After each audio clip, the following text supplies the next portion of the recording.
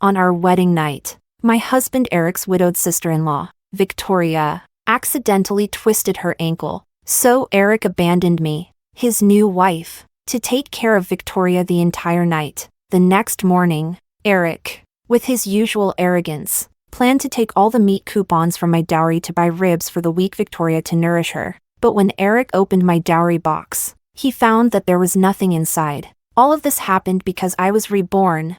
I know that Erick has always loved Victoria. Marrying me was just a cover-up to save face. In my previous life, they treated me like a live-in maid. I stayed home caring for Erick's sick parents, while he lived a cushy life in the military with Victoria. But in this life, I won't pour my heart out to Erick again, nor will I slave away for him and Victoria like a beast of burden. Since his heart belongs to Victoria, he can figure out how to take care of her himself. In this life, I will walk a path free from Erick and Victoria's parasitic leeching. What I didn't expect was that Erick and Victoria have also been reborn.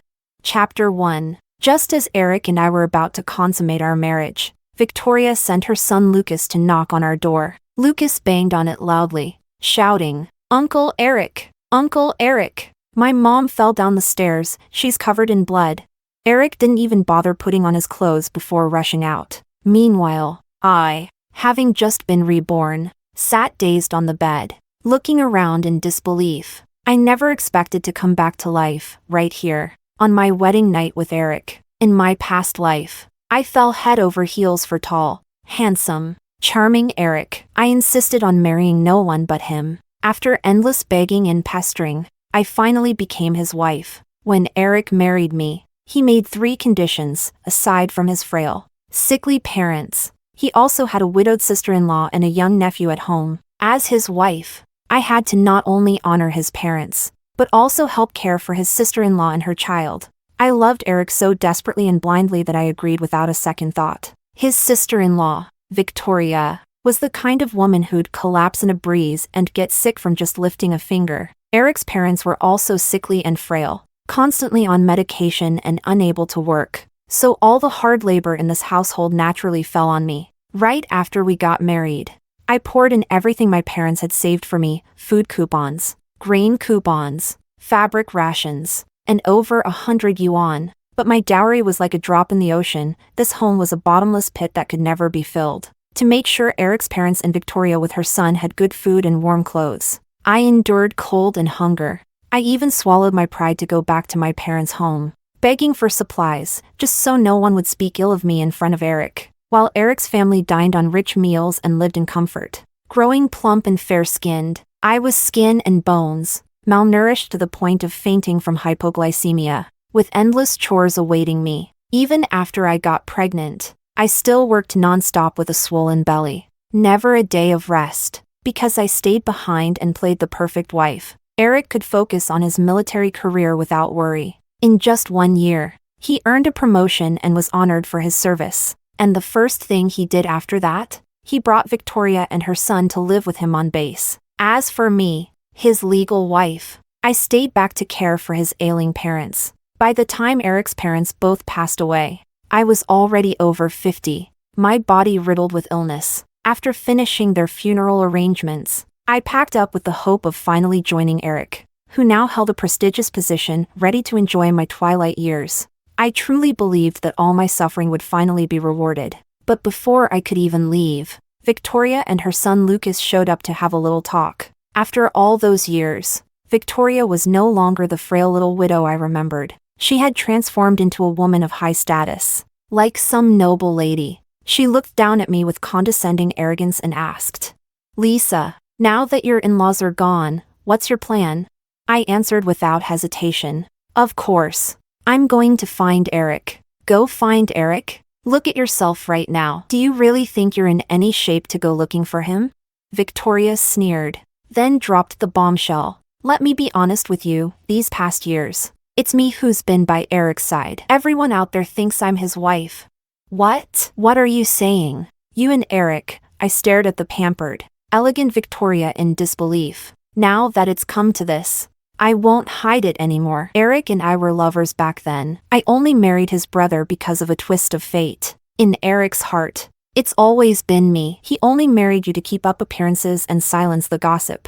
After speaking, Victoria showed me photos and videos of her life with Erick, having tea together, watching movies side by side. I watched as Erick gave her birthday gifts, smiling at her tenderly in one intimate moment after another, and when I thought of how cold he had always been to me, I finally understood. No wonder Erick was always so cold to me after our wedding. No wonder he showed no sorrow when I lost our child after Victoria pushed me into the river. No wonder every time he returned home, the first person he visited was Victoria, and no wonder most of his salary went to her and her son. He gave his all for Victoria and Lucas, but never had even a sliver of affection for me. To him, I was just a convenient cover, a live-in nanny, a maid. The truth hit me so hard, I spat out blood and collapsed on the spot. I never thought I'd get the chance to live this life over again, but now that fate has granted me this gift, I will no longer be anyone's servant or caretaker in this lifetime. I will leave Erick behind and carve out a path that belongs solely to me.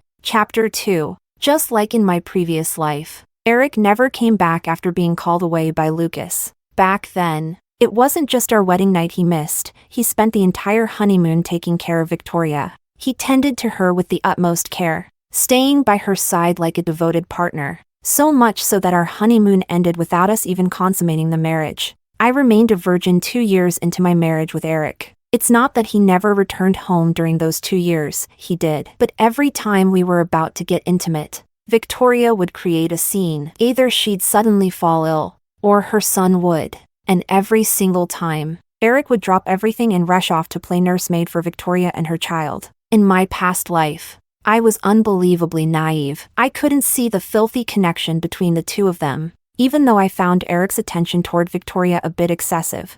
I brushed it off, thinking she was a struggling widow raising a child alone. I thought Erick helping her was a sign of his conscience and sense of responsibility. Eventually, after much difficulty, I finally slept with Erick and got pregnant, only to be pushed into a river by Victoria. I lost the baby. Victoria, on the other hand, acted so shocked by the incident that she became bedridden from fright. When Erick heard the news, he rushed back only to take a quick glance at me, his actual wife, before turning his full attention to comforting poor, traumatized Victoria. If Victoria hadn't told me the truth herself when I was on my way to join Erick again, I might have stayed blind forever, foolishly believing they were just kind-hearted people. In my last life, Lisa was deceived for over 40 years. But in this life, Lisa knows the truth early on, and I won't be the one sacrificing everything for someone else's happy ending. Now that I know where this is all going, I might as well enjoy playing this twisted little game with those two. I want to see what happens when I stop being the hardworking doormat. Will Victoria and her son still live in comfort? Will Erick's career still skyrocket? I blew out the red wedding candles, lay down fully clothed, and slowly drifted off to sleep. In the morning, I was jolted awake by the sound of the door opening. I opened my eyes to see Erick striding into the room. He glanced at me lying on the bed, frowned slightly, then strode straight toward my dowry chest. Without a word, he opened it and began rummaging through it. After a few minutes of turning everything upside down, Erick still didn't find what he was looking for. He stopped searching, his expression darkening as he asked, "Where did the meat coupons, fabric coupons, grain tickets, and money go?"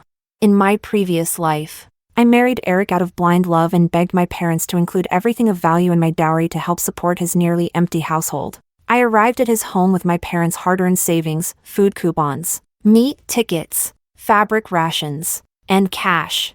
I had cheerfully shown it all to Erick, telling him not to worry, that I would take good care of his family. The morning after our wedding night, when he'd spent the night caring for Victoria, he came back and opened my dowry chest without a word. He took all the meat coupons and used them to buy pork ribs to nourish Victoria. But this time, knowing how it all turns out, I wasn't going to be the fool again. Last night, I had already hidden all the valuable parts of my dowry elsewhere. Facing Erick's questioning, I looked at him coldly and responded with a question of my own. "You put your meat coupons in my dowry chest?" I must have missed that memo. A flash of irritation and embarrassment crossed his face. "They're not my coupons. I meant the ones that came with your dowry. And why should you get my dowry coupons?" I shot back. "It's literally the second day of our marriage and you're already eyeing what I brought with me? Don't you think that's a bit much?" Erick looked at me, dumbfounded. What do you mean? Didn't you promise me that, by marrying me, you'd take care of my whole family? I must have been out of my mind back then. I replied expressionlessly, but now I'm thinking clearly, and I've changed my mind. Erick, I don't want to be your wife anymore. Since we haven't consummated the marriage yet, let's just get a divorce. Chapter 3. When I said I wanted a divorce, Erick's eyes flew wide open in shock. Lisa, are you out of your mind? How dare you even say something like divorce? No wonder he was so surprised. He knew exactly how much of a simp I was for him in the past. He thought I was just throwing a tantrum because he didn't come home on our wedding night and left me cold and alone. For once, he actually tried to explain himself. Last night was an emergency. I didn't mean to leave you like that. Victoria passed out. I had to take her to the hospital and stayed with her all night. Right after justifying why he didn't come home, he immediately switched to lecturing me. Let's not forget, we're married now. I told you long ago, marrying me means taking care of my sister-in-law and Lucas. Something happened to her last night and you didn't even care. You slept through it like it was nothing. That's seriously unacceptable. In my past life, I was so naive I actually bought into it. I rushed around with him, worrying myself sick over Victoria's so-called injury. Only later did I find out that Victoria was never hurt. She faked the whole thing just to ruin our wedding night. Erick, blinded by his feelings for Victoria, believed every word she said. But now that I know the truth, why should I play along with her pathetic drama? I let out a cold laugh. How convenient that she just happened to fall on our wedding night. Of all times, not a moment earlier or later. Erick frowned. What are you implying? Oh, nothing. Just that it's a little too convenient. Don't you think? Noticing the sarcasm in my tone, Erick softened his voice. Lisa, I saw how weak she was after the fall, so I thought I'd use your meat coupons to buy some pork ribs to help her recover. Now that we're talking about it, why don't you go buy the ribs yourself? I'll be away a lot, so you need to build a good relationship with Victoria. Aw, there it is. I was wondering why he suddenly changed his tone. Classic move, give a slap, then offer candy. Manipulation 101. I couldn't help but laugh. Erick looked at me, puzzled. What are you laughing at? I stopped laughing, looked him straight in the eye, and said clearly, she's your sister-in-law. You can build whatever relationship you want with her. Don't drag me into it. Aren't we supposed to be united as a couple? You promised me when we got married. I cut Erick off mid-sentence. I didn't think it through before. I didn't realize just how much you adore your sister-in-law. Clearly, with the way things are in your family, I'm not the right person to be your wife. Let's just part ways peacefully. I'll pack up and head back to my parents' place later. My firm decision to divorce clearly caught Erick off guard. He stared at me for a long moment, then stormed out, slamming the door behind him. Unlike in my past life, he didn't steal my dowry and rush off to buy pork ribs for Victoria. And now that Victoria didn't get her juicy ribs, she actually came looking for me. She barged in while I was packing my things, ready to leave. She threw the door open with force, practically fuming. I turned around at the noise and looked at her. Her legs weren't injured, and her body was perfectly fine. She looked completely normal. I gave her a mocking smile. Victoria slammed the door shut behind her with a loud bang and hissed at me furiously. Lisa, what the hell is wrong with you? Why are you making a scene and threatening divorce out of nowhere? I'm warning you, this household is not yours to mess with. You better back off before things get ugly. Chapter 4. The hatred from my past life, being used by Victoria and driven to my death by her cruelty, came flooding back. I glared at the disgusting woman in front of me and said, word by word, what the hell does my divorce with Erick have to do with you? Who gave you the right to meddle? Go crawl back to whatever hole you came from. Victoria clearly hadn't expected me to snap back like that, her face twisted with rage. She screeched, you were the one who begged to marry Erick. And now it's only the second day of your marriage and you're already running off crying for a divorce? Have you no shame?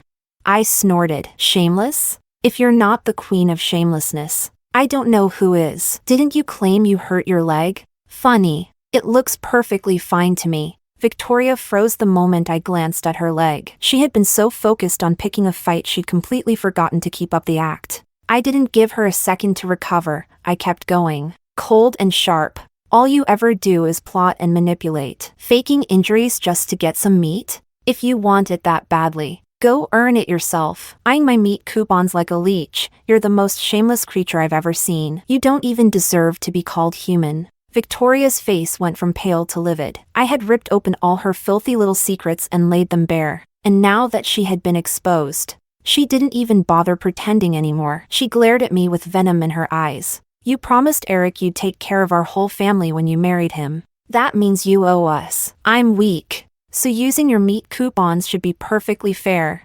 Oh wow, perfectly fair, she says. I laughed scornfully. When I made that promise, I didn't know Erick was this obsessed with you, his own sister-in-law. If I'd known he'd leave me on our wedding night just to run off and play nurse for you, I'd have to be brain dead to want to marry him. Honestly, not even the dumbest woman in the world would sign up for this mess. Back then, I'd done everything I could to marry Erick. I bent over backwards trying to please his family, hoping they'd accept me. I used to walk on eggshells around Victoria, afraid she'd badmouth me to Erick. But now, I didn't hold back at all. Every word was sharp as a blade. Victoria stared at me, stunned.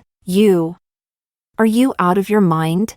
I nodded. Sure. Think I've lost my mind if you want. Bottom line is, I'm divorcing Erick. I'm done with all the chaos in your messed up family. As I spoke, I took down our wedding photo, grabbed a pair of scissors, and cut Erick out of it cleanly, then tossed his half into the trash. The arrogance on Victoria's face vanished the moment she realized I wasn't bluffing. She looked genuinely thrown off as she asked, You're seriously going to divorce Erick?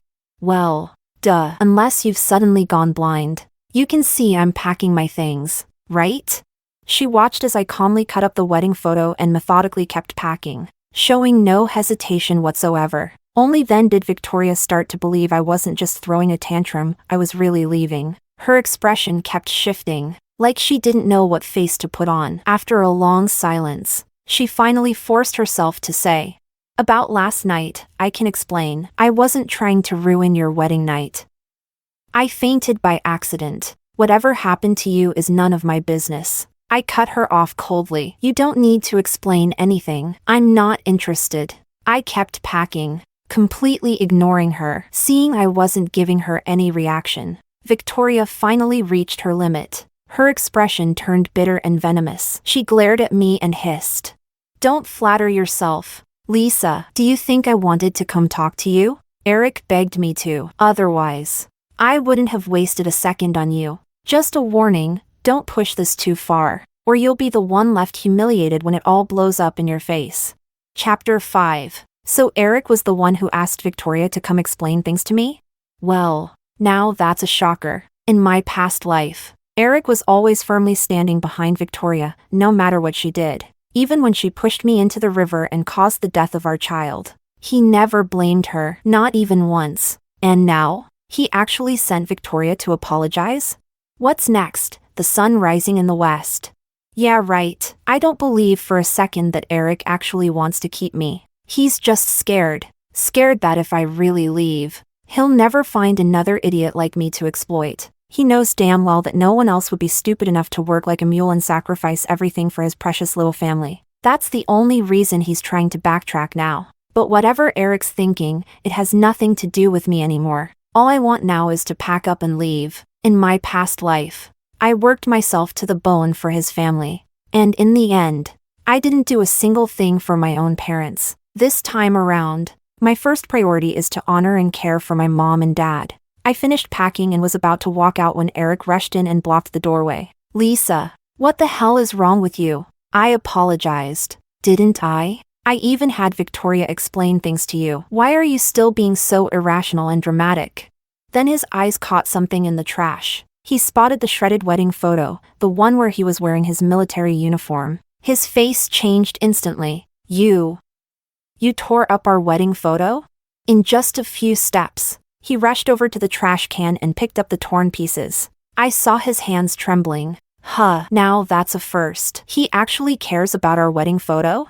As if I was the one who begged him to take those photos with me. Basically dragged him into the studio. He looked annoyed the entire time. Never even smiled. Oh, and guess who paid for the shoot? Me. Thinking of all that, I let out a cold laugh.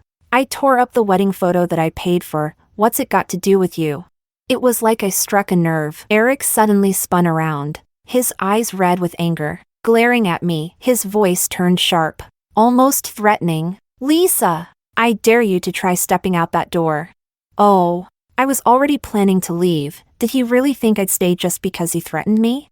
I grabbed my bag and walked straight to the door. The moment I stepped 1 foot past the threshold, Erick grabbed my arm hard and yanked me back. His grip was so forceful I nearly stumbled. Rage boiled up inside me. Let me go, I snapped. I want to go home. This is your home, Erick shot back. Lisa, don't forget, you're my wife. This isn't some childish game. This is a military marriage. It's protected by the law. You don't get to leave just because you feel like it, not without my consent. A military marriage, right? Without Erick's approval, I legally couldn't leave. So I was stuck. I was furious. My anger had nowhere to go, trapped in my chest like a fire I couldn't spit out or swallow. So you won't let me leave? Fine, then I'll do nothing. Let's see how long you'll keep me around when I stop pretending to be your perfect little wife. Let's see how long he wants to live with a wife who's nothing more than decoration. Chapter 6. Once I made up my mind, I stopped making a fuss. I completely ignored Erick and his family. I didn't lift a finger to help with chores, didn't ask after Erick's parents, and certainly didn't try to please Victoria and her son. I wasn't going to play the servant anymore. Naturally, all the housework fell on Victoria. She limped around on purpose, cooking, doing laundry, and working in the fields like some tragic heroine. She ran herself ragged, and I stood by on the sidelines, eating sunflower seeds and watching the drama unfold. I knew she was performing, trying to make Erick feel sorry for her. This was her favorite act in the last life. Whenever Erick came home, she would run around pretending she was the backbone of the household. But the moment he left, she'd suddenly fall ill and lie in bed all day, leaving everything for me to do. Gotta give her credit, Victoria really had a talent for acting. And in my past life, I fell for it hook, line, and sinker. But not this time. If she wants to put on a show, fine, let her. It's none of my business. And sure enough, her little performance worked. Erick's mother started scolding me for being lazy and praised Victoria for being so hardworking. I pretended not to hear a word, still enjoying the show. Then, as expected, Victoria collapsed while fetching water. The whole house went into panic mode. Erick, seeing his precious darling so exhausted, got upset and decided to lecture me that night. Lisa, don't you think it's too much? Doing nothing? My sister-in-law is still injured. I looked at him with clear impatience. What? If I hadn't married you, would your whole family stop eating? No laundry, no chores? Erick was speechless. I sneered. It's been 2 days since I married into this house, and your sister-in-law's fainting left and right, constantly in trouble. What is she? Made of glass? Erick blinked, then mumbled. It's just coincidence. She's been taking care of everything alone. She's exhausted. And what does that have to do with me? I cut in coldly. She's doing it for herself. She cooks for her and her son, washes their clothes, and works to feed herself and her child. Isn't that exactly what she should be doing? Erick stared at me, stunned. But you, Lisa, you're not this harsh. You used to be so kind, so warm. Yes, I was that person. I wanted to be kind. I wanted to be soft-hearted. But where did it get me?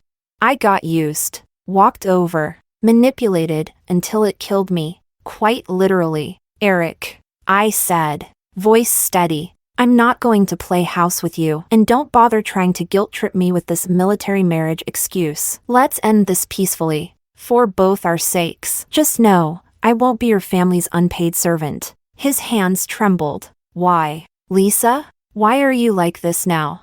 For no particular reason, I said coldly. Just take it as me being two-faced and fake. Erick, if that helps you sleep at night. Erick suddenly grabbed my hand. He looked at me with those soft, pretty eyes. His voice was low, gentle, full of emotion. Lisa, you're not like that. I know you're not. You have a kind heart. You're selfless and patient. Lisa, I swear, I'll give you a good life. Just trust me.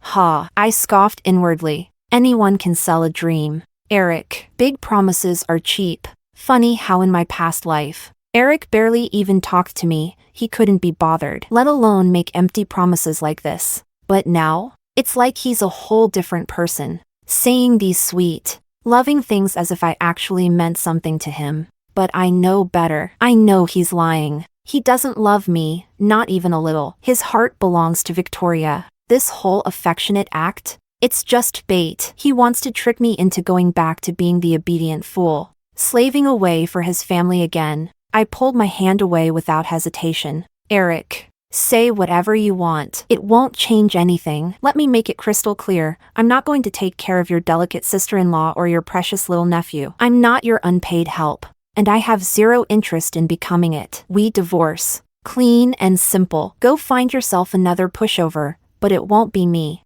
There was a flicker of hurt on his face. And honestly, I had no idea what he was so heartbroken about. After a beat of silence, he suddenly grabbed me again, and this time, pulled me into his arms. Lisa, last night was my fault. He whispered, I owe you a wedding night. I'll make it up to you, tonight. Let's consummate our marriage tonight, right now.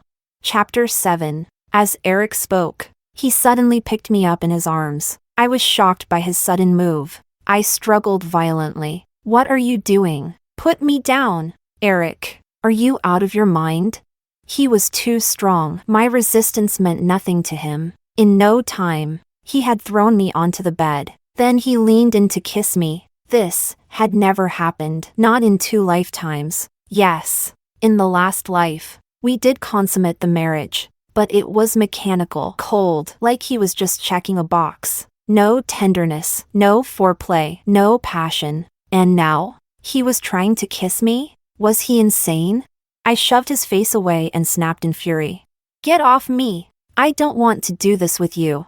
But Erick ignored my rage and rejection. He kept coming closer, his voice oddly soft and coaxing, as if that would change anything. Lisa, I'll be gentle, I promise. Don't be scared. Let's have a baby tonight, okay? I'll take care of you and the baby. I swear. I fought with everything I had, but it had zero effect on him. He didn't care. He yanked off my coat, and my biting, scratching, and furious screams did nothing to stop him. I was on the verge of despair when suddenly, a high-pitched, panicked voice echoed from outside. Uncle! Uncle! Come quick! My mom! Something's wrong with her. It was Lucas, screaming and sobbing. A ray of hope shot through me. Erick, go check on your sister-in-law, I shouted. But Erick didn't move. He pinned me down harder and growled. No, not tonight. Not even God himself can stop me from consummating this marriage tonight. He's gone mad. In our past life, even the tiniest thing with Victoria would make him drop everything. Now, he's ignoring her screams? I had no idea what had changed him so drastically, but I did not want to be with him. Erick, did you forget your brother? You promised to take care of Victoria for him. Don't become someone who breaks his word. As I shouted, Lucas's cries grew even more desperate. He was pounding on the door, screaming, Uncle! My mom, she's really hurt. It's not fake this time. There's so much blood. Please help! His shrieks echoed into the night. Even Erick's parents were alarmed. Neighbors were waking up, too. Erick could no longer ignore it. He finally let go of me. He hurried to get dressed and rushed outside. I threw on my clothes and followed him out. Curious. At the courtyard gate, Victoria lay on the ground, completely still, her face covered in blood. Lucas was bawling next to her. Mom, wake up, please. I looked down at the slippery, shiny patch beneath Victoria's feet. A smile curled on my lips. Serves her right. Chapter 8. Victoria took a nasty fall, head cracked open, covered in blood, completely unconscious. She was rushed to the hospital. On the way there, Erick tried to get me to go with him. I flat out refused. I watched as the neighbors followed Erick out of the yard and disappeared into the night. Then I glanced one last time at the icy, rock-hard ground at the entrance, yawned, and went back to my room. I locked the door, lay down in bed, and couldn't stop myself from laughing out loud. Tonight was the perfect example of karma at work. Of course, It wasn't just karma. I had a hand in it too. I knew Victoria would eavesdrop by the wall. I knew she'd try everything to drag Erick away from me. The hatred I carried from my past life wasn't going to fade so easily. I hated those two scumbags. So, before going to bed, I poured a few buckets of water right outside the gate. It's the dead of winter, when water hits the ground. It freezes instantly, and a few buckets of water were more than enough to turn the path into a skating rink. Victoria, too focused on sabotaging my wedding night, had no time to notice the slippery road. So, she fell right into my trap. Yes, I planned all of it. A punishment. Just for her. I knew she'd fall and hurt herself. I knew she'd call Erick away. I was waiting to watch the show. The only part one didn't anticipate was that Erick would try to force himself on me. Funny enough, I have Victoria to thank for showing up when she did. If not for her fall, who knows how things would have ended. That night, I slept like a baby. No guilt, no regrets. Erick came back in the morning. He looked exhausted. Lisa. My sister-in-law's injuries are serious. She split her head open, 15 stitches, and her nose, the bones broke in two. Hearing that, I felt nothing but satisfaction, though I kept my expression perfectly neutral. What a shame, I said calmly. So unlucky. But tell me, why was she even at our gate that late at night? If I'm not mistaken, it was around 10 when she fell, right? That's not really taking a walk hour, is it? Erick's face darkened. He stayed quiet for a long moment before finally saying, Lisa, let's not talk about why she was there. The hospital needs payment. I don't have enough money on me. Could you lend me some? Sure, I replied brightly. His face lit up, surprised, but I added right away. On one condition, you file for divorce. Right now. Erick's face instantly soured. I'm not divorcing you, Lisa. Don't even think about it. Then there's nothing I can do, I said, shrugging. He stared at me in silence for a long time, then left without a word. Chapter 9. Erick refused to divorce me. He scraped together money from wherever he could, borrowing left and right, just to pay for Victoria's surgery. Our already struggling household hit rock bottom after Victoria was hospitalized. 3 meals a day became nothing but thin porridge and salty pickles. To say life was hard would be an understatement. Eventually, even Erick's usually silent mother couldn't take it anymore. She came to talk to me. Lisa, you can see how things are now, she began. We're family, aren't we? You can't just stand by doing nothing. You need to come up with a solution. Lucas hasn't had a proper meal in 2 days. Just porridge. How's a child supposed to grow like that? Oh, I knew exactly what she was hinting at. She wasn't worried about me or the family. She was eyeing my dowry again. In my past life, she watched me work myself to the bone, and never said a kind word. She happily enjoyed my service, never once speaking up for me. All she cared about was her precious sons, her darling daughter-in-law Victoria, and that little grandson Lucas. She saw me slave over the household. She knew I was exhausted. But whenever Erick came home, she never mentioned any of that. Instead, she always spoke up for Victoria and Lucas, playing the sympathy card. She and Victoria worked hand in hand to squeeze me dry, bleeding my dowry to support their family. And me? I obeyed like a fool, worked without complaint, and she never gave me a shred of credit. To her, I deserved it. I liked her son, so it was my duty to suffer and sacrifice. I brought it on myself, right? Even after 2 years of marriage with no child, she would go around saying I was barren. When I finally got pregnant, Victoria pushed me, and I miscarried. Did the old woman care? No. She screamed at me, cursed me, saying I was cursed, couldn't even keep my own baby. She worked me to death during my recovery, even while I was bleeding and broken from miscarriage. She made me cook, clean, labor. I ended up with permanent health issues because of it. In my past life, I ruined myself chasing a fantasy called love. I paid the price, I admit it. But in this life, after dying once, I'm done being anyone's fool. I looked at Erick's mother, smiling coldly. And what solution am I supposed to come up with? Is everyone in this house dead? You need me, someone who supposedly knows nothing, to fix your mess? Her face turned dark. Lisa, I'm your mother-in-law. I'm your elder. How can you speak to me like this? We'll be divorced soon, so that makes you a stranger, I said sharply. Don't try to pull rank on me. If you feel wronged, go tell your son to hurry up and divorce me. I had no interest in entertaining this heartless old woman. She trembled with rage. You were the one who insisted on marrying into this family, and now you want a divorce? I was delusional back then. Now I'm cured, I replied calmly. Let me be clear, I won't give you a single penny. I won't clean up your mess. Do you want help? Ask your precious daughter-in-law. Ask your son Erick. Don't come begging to me. Seeing that I was unmoved, she finally caved. A miracle. She tried to negotiate. Lisa, don't be like this. Let's think it through. How about this? You lend us the money for now, and once Victoria recovers, I'll make her leave the house. I'll get her married off. Chapter 10. I was stunned. What do you mean? Victoria is still young, and your brother's been gone for years. We can't keep her tied down forever. Erick told me himself, once she recovers, he's planning to set her up with someone suitable. She deserves a man she can depend on. Letting Victoria get married, that never happened in the previous life. Shocked, I blurted out instinctively. And what about Lucas? What will happen to him? Lucas is our family's blood. Of course. He'll stay. You and Erick can raise him. He'll be adopted as your son. I was floored. In my last life, I poured my heart into Lucas, treated him like my own flesh and blood. And how did he repay me?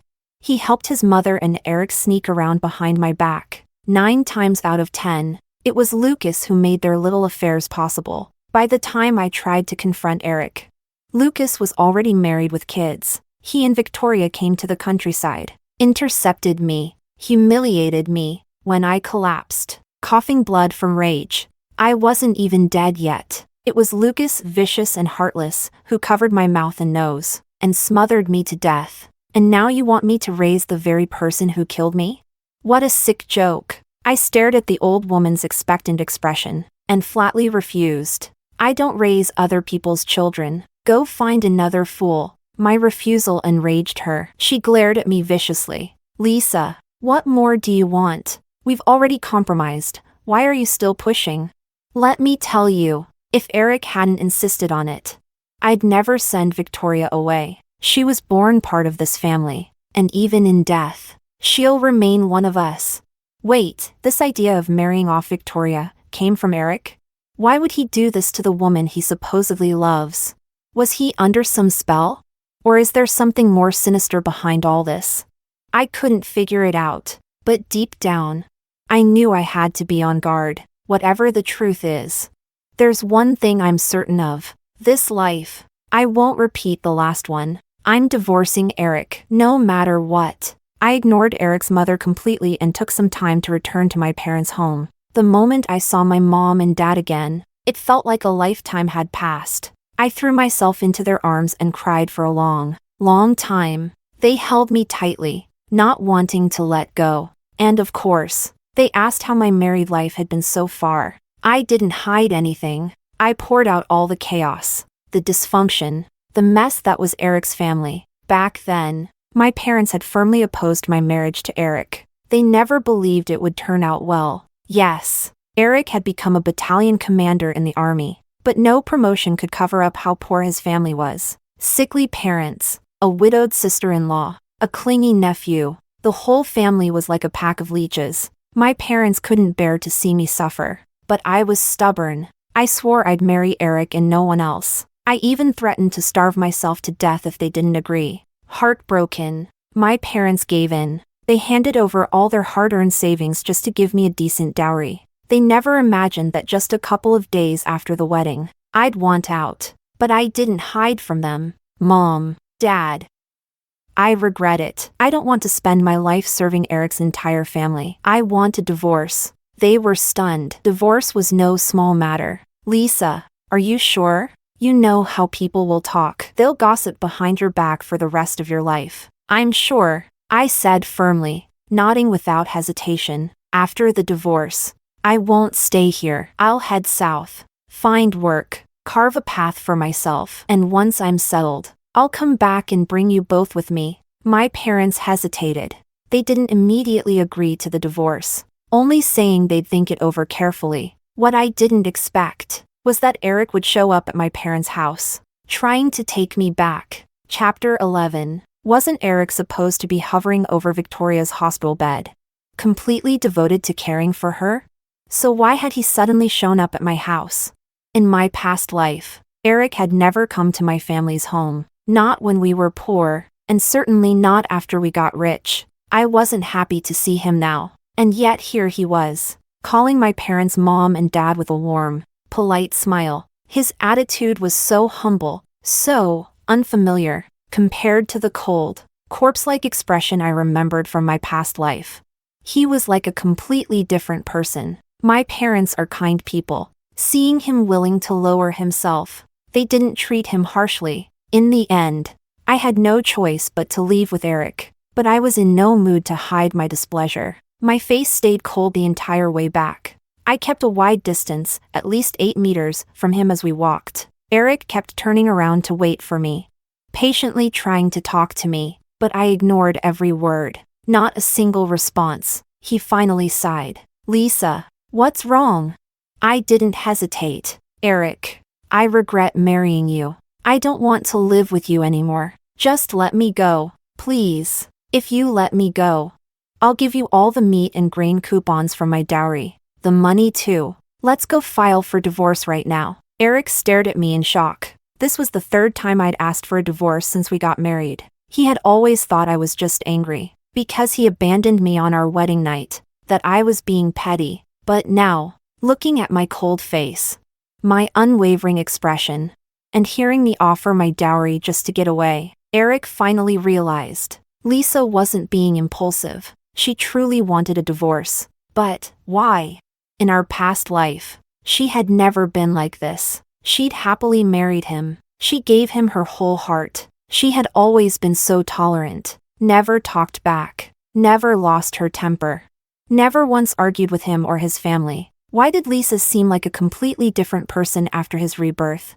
Erick recalled the last time he saw Lisa in his past life. He had just been promoted to a new position, and when he returned, he received the devastating news that Lisa had passed away. He couldn't believe it. Without hesitation, he rushed back to his hometown.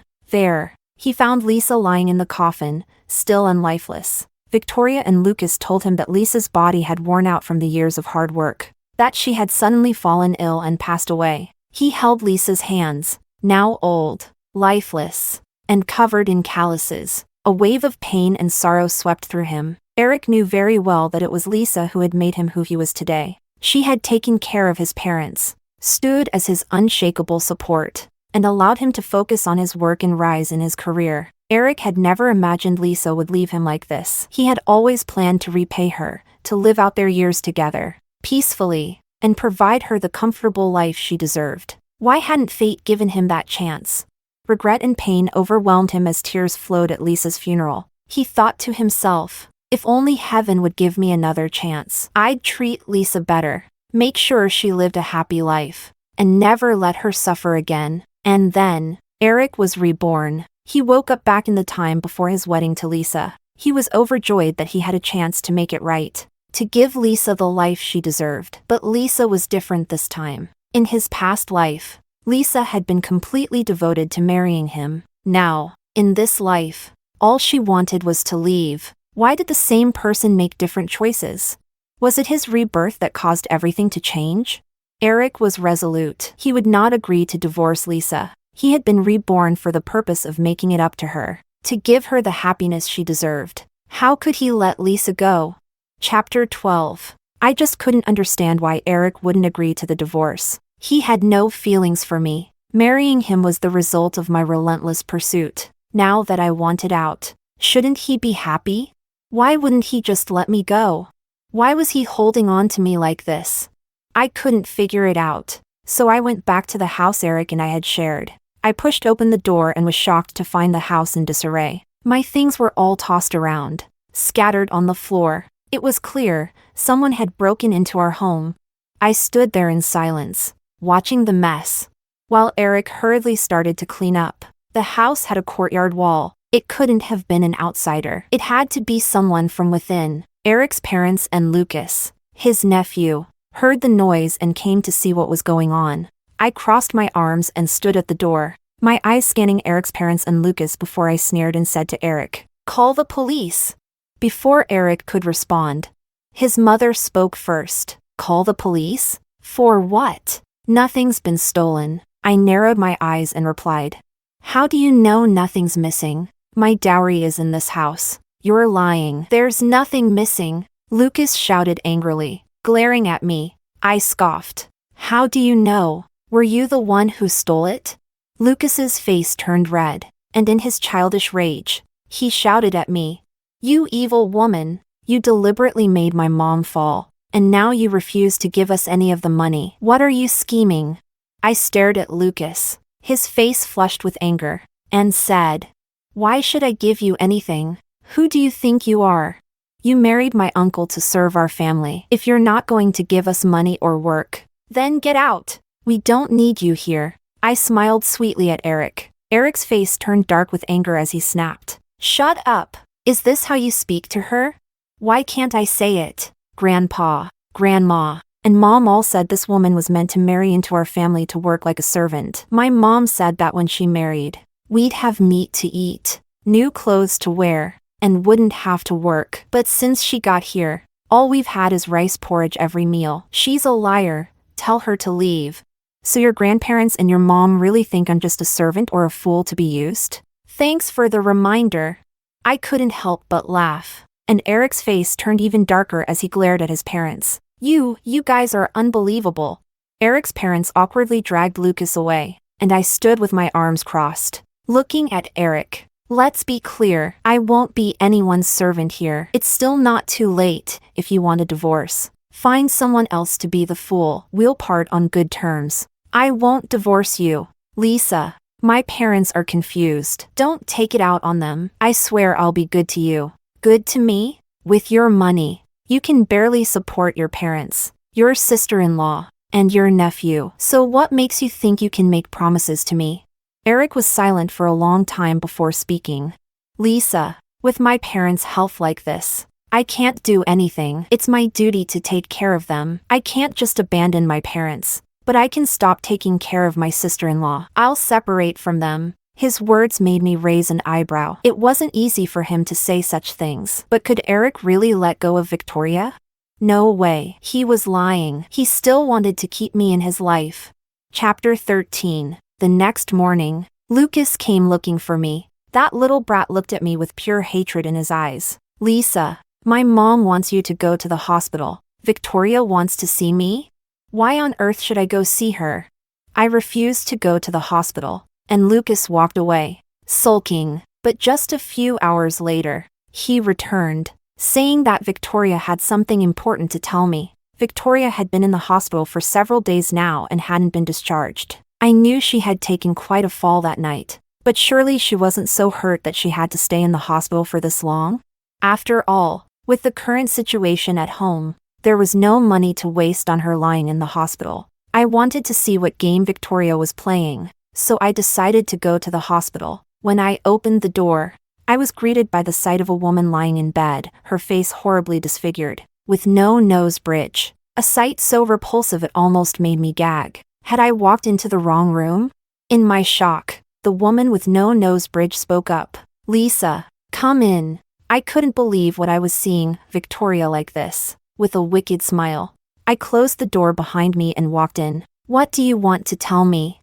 Victoria glared at me with hatred. "Are you happy now? Are you enjoying seeing me like this?" "Of course not," I replied, with an innocent tone. "I'm so sorry to see you like this. I really hope you get better soon." While my mouth was saying I wished her well, my heart was reveling in her misfortune. Karma! Haha. It's all karma. In my past life, Victoria used to strut around arrogantly, making my life miserable. Now, the tables have turned, and it's her turn to suffer. Her disfigurement, turning her into an ugly monster, couldn't possibly feel good. I was curious, how did Erick feel about her now? Weren't they madly in love before? Would Erick still want Victoria now that she was disfigured? Victoria's venomous glare was locked on me. "Lisa, it's all your fault that I turned into this. You purposely spilled water outside that night, didn't you? You knew I'd come after you, and your goal was to make me die, wasn't it? I was shocked that Victoria could guess that I was the one behind it. At this point, of course, I wouldn't admit to it. What are you talking about? I don't understand a word. You're pretending now. Huh? You treacherous woman. What a wicked heart you have. Victoria pointed at me, and if she could have gotten up, I had no doubt she would have bitten me. I took a few steps back, just in time to hear Victoria rasp, "Lisa, you're back, aren't you?" Her words made my heart skip a beat. How did she know I came back to life? Could it be that she had also returned? I couldn't figure out if Victoria had really come back or if she was just trying to trick me. I immediately feigned innocence. What are you talking about? I don't understand a single word. You're pretending to be dumb? Lisa, you've changed so much. The old you was shameless and obsessed with Erick, clinging to him, but now you're like a completely different person. You want to divorce Erick? I don't even have to say it. I know you've come back, and let me tell you, I've come back too. The room was empty, and with no one around, Victoria openly glared at me with hatred. I know you hate that in the last life. Erick and I hid things from you and deceived you. I admit that we were wrong in the past, and we owe you. But since we've both come back to life this time, let's go back to the beginning. Step aside and let Erick and me be together. Chapter 14. Victoria spoke with certainty, her words dripping with the conviction that she would win Erick over. It became clear to me, she had also been reborn. Just like me. This time, her appetite for Erick was bigger than before. She wanted to be with him, openly, with no shame. They were meant to be together, she believed, and I had no reason to stop them. I sneered. What do you want me to do to make this happen for you?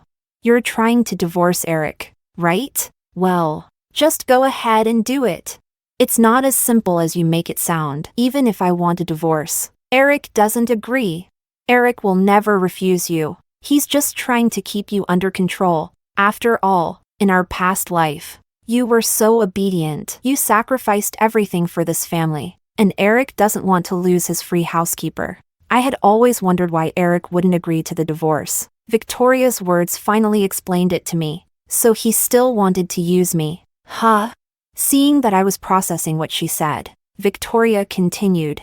Erick doesn't even like you. He's always loved me. We're both reborn. Remember? In our past life, Erick always protected me, even when I pushed you and caused you to lose our child. Erick never held it against me. Honestly, it was Erick's idea that you never had children. Victoria paused to catch her breath. Erick didn't want you to have his child, so he had me secretly give you fertility-blocking medicine. I already knew Erick and Victoria were not decent people, but I never imagined they could be so twisted. I dug my nails deeply into my palm and stared at Victoria with no expression. So everything you've said is just to tell me how much Erick loves you? I'm not interested in your love story at all. Let me remind you, since you want to be with Erick so much, convince him to divorce me. I'm waiting for good news. With that, I turned to leave, but Victoria stopped me. Erick's status is different now. He can't divorce you so easily. So, her voice dropped a few tones. There's only one way.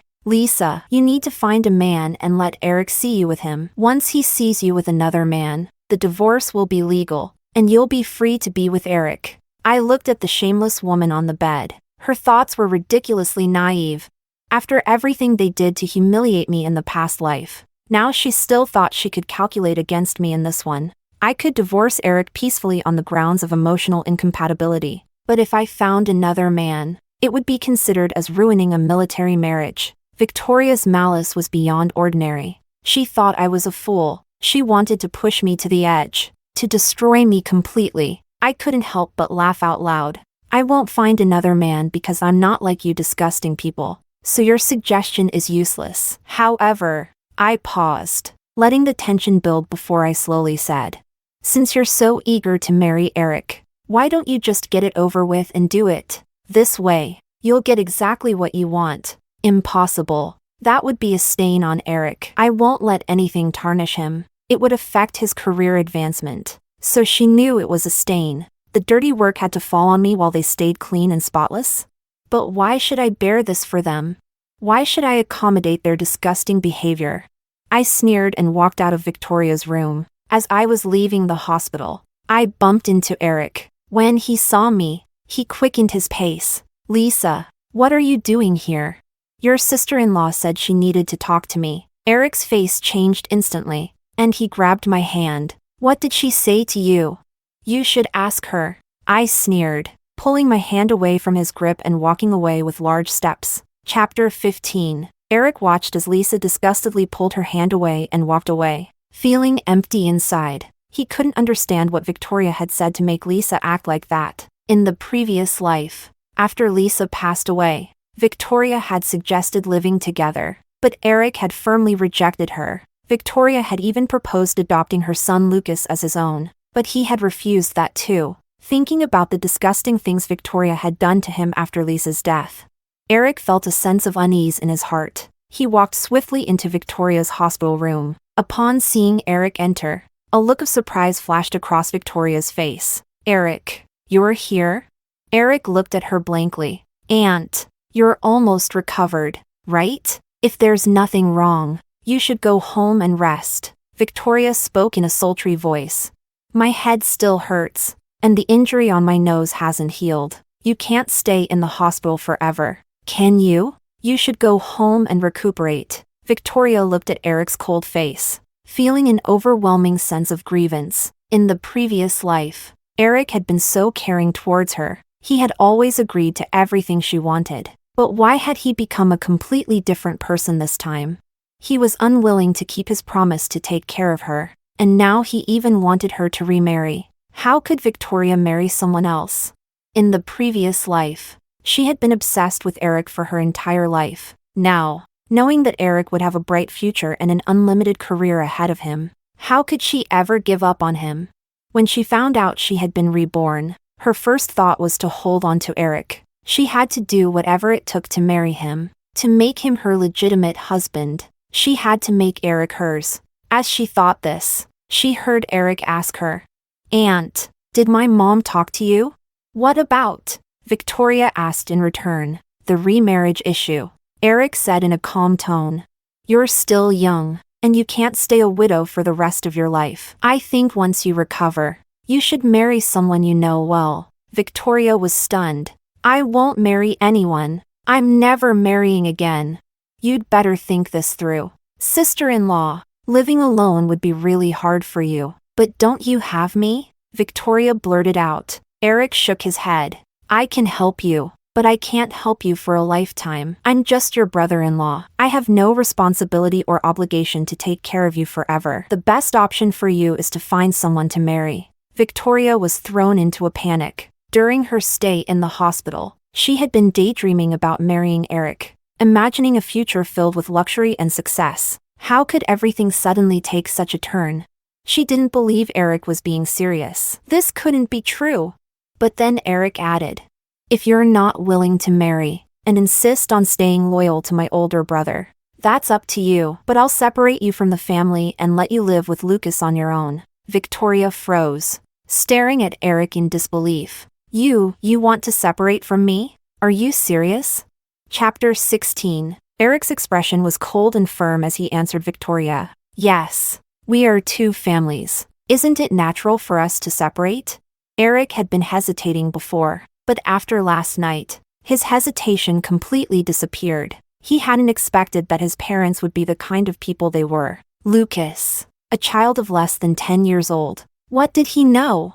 For him to say such things about treating Lisa like a servant could only have been the result of his parents and Victoria's constant influence. His parents and Victoria had truly treated Lisa like a servant, using her for their own benefit. They were after Lisa's dowry, and they had no genuine affection for her. Erick thought of Lisa in the previous life, who had served his parents tirelessly in the countryside for a lifetime. He had considered bringing Lisa to live with him, but his parents always opposed it, saying they couldn't live without Lisa. He had assumed that Lisa's hard work was because his parents got along well with her, and they couldn't bear to see her go. What he hadn't realized was that his parents simply wanted to use Lisa. They wanted to drain her. But with Victoria, it was different. His parents had always talked about Victoria's struggles, about how difficult it was for her to raise Lucas, and about how pitiful his deceased older brother was. In the previous life, at his parents' insistence, he had taken Victoria and Lucas with him,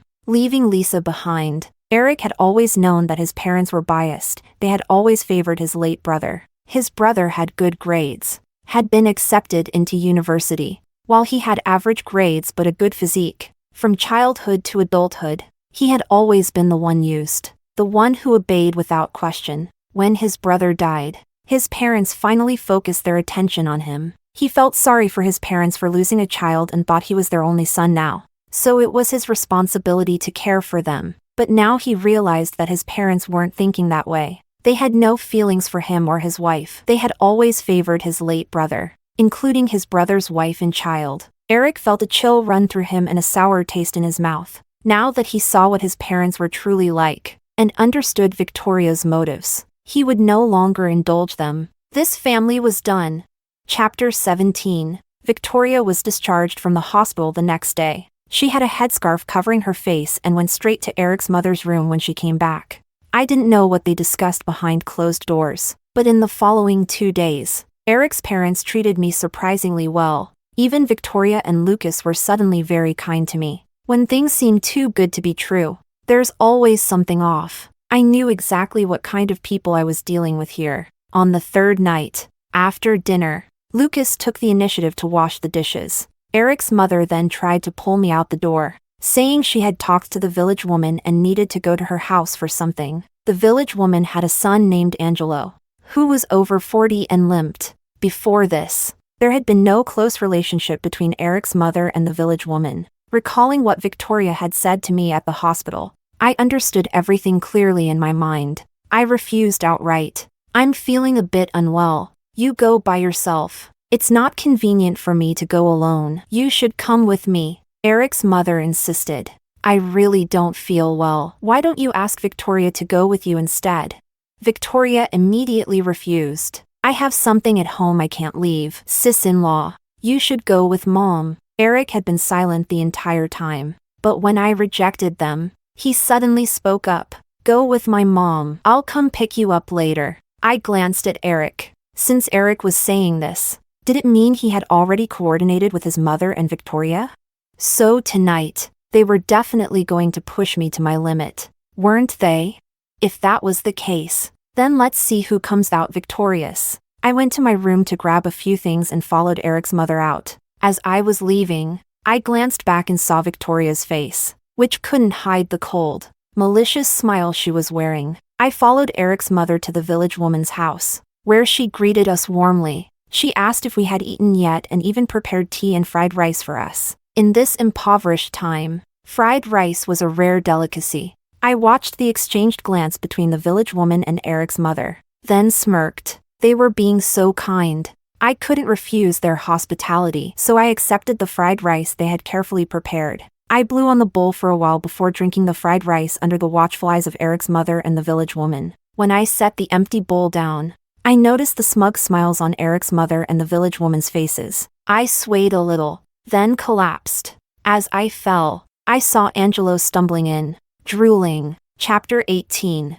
That night, the small mountain village, which had been quiet for many years, was suddenly bustling with noise. Women's screams and wails shook the air, waking up everyone nearby. People rushed toward the sound and gathered at the village woman's house. The yard was filled with a dense crowd. Inside the main room of the village woman's house, the warmth of the fire was still burning. Those who rushed in could clearly see the village woman's disabled son, naked, riding on top of a woman. Everyone was stunned by the sight before them. As soon as they recovered, they rushed in to separate them. That's when they discovered the woman being assaulted by the village woman's son was none other than Victoria. Victoria was naked and unconscious. Someone quickly threw a piece of clothing over her and rushed to inform Erick's family. I didn't join the scene until Erick arrived, sneaking in from behind to watch the commotion. When I saw Victoria lying on the ground, covered only by a piece of clothing, I was shocked, though I didn't let it show on my face. How strange, when I sent someone earlier, the room was filled with Erick's mother and the village woman's disabled son. But how did it end up like this with Victoria? I glanced at Erick, whose face was dark with anger. He was staring at me, his gaze so sharp it sent a chill down my spine. In the crowd, many people, unaware of the truth, shouted about the village woman's son committing rape, wanting to send him to prison and call the police. Erick ignored the public outcry. He pushed through the crowd and shut the door to the village woman's house, isolating Victoria and the onlookers. "This is a misunderstanding. I apologize for the disturbance," Erick said calmly. "My sister-in-law and Angelo are in love and have discussed marriage. What you saw was a normal relationship." Chapter 19. Erick quickly dispersed the crowd with just a few words. I stood there, dazed and confused. This wasn't how it was supposed to be. It was supposed to be Erick's mother and her crippled son in the room, not his lover, Victoria. And then Erick said that Angelo and Victoria were in a relationship and were about to get married. What was that all about? Just 3 days ago, Victoria had sworn to me that she was going to help Erick and I get together. I really was confused. Watching the onlookers leave one by one, there was no reason for me to stay any longer. I turned to leave, but Erick grabbed my arm. He gritted his teeth and said, "You did this. Lisa, don't you have any explanation?" "Explanation for what? Didn't you just explain everything yourself?" "I never expected you to." "Why would you know about my mother's scheme? Why didn't you tell me? Why did you do this to my mother? Do you know what could have happened if I'd been a moment later?" "I knew," I said, shaking Erick's hand off. "Why is it only okay for them to scheme against me and not for me to fight back?" I didn't mean it. My mom is confused. She was misled by Victoria. Victoria is so shameless. She manipulated my parents and tried to scheme against me, and I just helped her along. Erick said he had overheard his parents and Victoria's plot through the back window and knew what they were planning. So, when Victoria came on to him, he knocked her out and sent her to Angelo's house. He said, "Lisa, my parents were wrong, and I'll make them apologize. I'll get Victoria out of this house. You can be at peace from now on." I smiled and shook my head. "Your parents aren't confused, and Victoria didn't manipulate them. They simply like her and want you to grow old together with her." Erick stared at me, stunned. How do you know that?" I didn't answer Erick but instead asked him, "Can't you see how Victoria feels about you?" "No, I can't be with Victoria. I admit I once liked her, but she liked my older brother. Since she married him, I've had no feelings for her. My care for her is only because my parents asked me to. I felt sorry for her. She's a widow and an orphan." "Lisa, I didn't expect my parents to be so heartless." Erick's parents were certainly not decent people. Before this, I had always thought that Erick and Victoria were inseparable, deeply in love. Now, seeing how Erick treated Victoria, I realized I might have misunderstood him. Regardless, this matter was done. I had no interest in Erick's explanation, nor did I care about Victoria's fate. I simply told Erick, "Let's divorce. Let's go to handle the paperwork tomorrow." Erick begged me humbly, "Lisa, I don't want to divorce you." "But I do. I think about leaving you all the time." "Erick, in my past life, I served your family like a cow and a horse. This life, just let me go. Whether you want to be with Victoria or marry someone else, it's none of my business. I have only one wish, to stay away from you. Let's never meet again." When my words fell, Erick took several steps back. You've come back." Chapter 20. I nodded, and Erick stood there, stunned, looking at me. "I'm sorry, Lisa. I'm so sorry for what happened in our past life. I've thought about coming back to give you a better life. I really want to change everything from the past." As I looked at Erick's remorseful expression, the hatred in my heart faded away. Before this, I hated Erick. I hated him so much. But after I found out that it was Erick who had sent Victoria to Angelo's bed, I didn't hate him anymore. Erick wasn't as despicable as I had imagined. It was all Victoria and Erick's parents' doing. There was no possibility of reconciliation between Erick and me. After all, the pain from the past life could never be healed. 3 days later, Erick and I went to the Civil Affairs Bureau to finalize our divorce. A week later, I took the travel money my parents had gathered for me and left the village. Using the memories from my past life, I moved south and started building my life. The process was filled with hardship and joy, tears and laughter. I worked hard for myself, putting in everything I had, and it was all worth it. Time passed quickly, and my efforts paid off. 10 years flew by, and I had carved out a successful career in the South. I owned my own company. I brought my parents to live with me and care for them. I found a man who truly loved me. We got married and had children. I was living a life very different from my past one. I saw Erick again 5 years later. I attended a conference, and Erick was also a guest speaker. He was pushed into the venue in a wheelchair. He had lost his legs, and I was shocked when I saw him. Erick and I made eye contact on stage. Our gazes met, and there was a lot of complexity in both of our eyes. After the conference, Erick wheeled himself over to me. "Lisa, it's been a long time." I nodded, my gaze falling to his legs. He looked at me calmly. "I lost them while saving someone." "You're amazing," I said sincerely. "I've earned what I've got in this life. I can't compensate you, but I try to make up for it by helping others. At least my life hasn't been in vain." I nodded, and we didn't have much more to say to each other. When I was about to leave, Erick called out to me, "Lisa, my parents and Victoria are all dead. They died 2 years after you left." I was stunned. Erick continued. "Victoria married Angelo, but she wasn't happy. Angelo abused her, and she hated my parents. She went back and set their house on fire. So that's what happened. Rest in peace." Although I didn't want to say those words, they slipped out.